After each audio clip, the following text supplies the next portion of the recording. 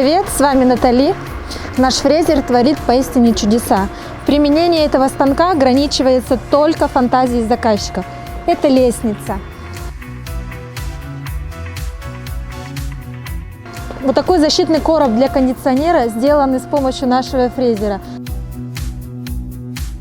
Какие работы там происходят, узнаем у фрезеровщика. Пойдемте знакомиться.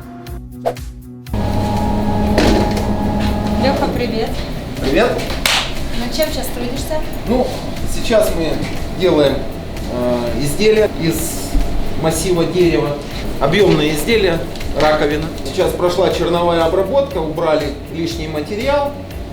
После этого сейчас финишной фрезой будет создаваться чистовой рельеф этого изделия. Так оно будет выглядеть. Наш станок может резать рельефы до 150 мм, поэтому можно делать такие достаточно крупные объемные изделия. Кроме дерева можно обрабатывать пластики любые, соответственно, фанеру, МДФ, композитные материалы. Также можно обрабатывать, в принципе, и алюминиевые сплавы различные, дюраль, латунь. Но это как бы в небольших пределах, то есть не крупные детали, можно ими резать. В основном это, конечно, контурная резка, потому что, допустим, такую крупную деталь из металла проблематично сделать. А мягкие материалы, пластики, дерево и так далее, это все как бы легко обрабатывается на этом станке. Очень интересный конечный результат.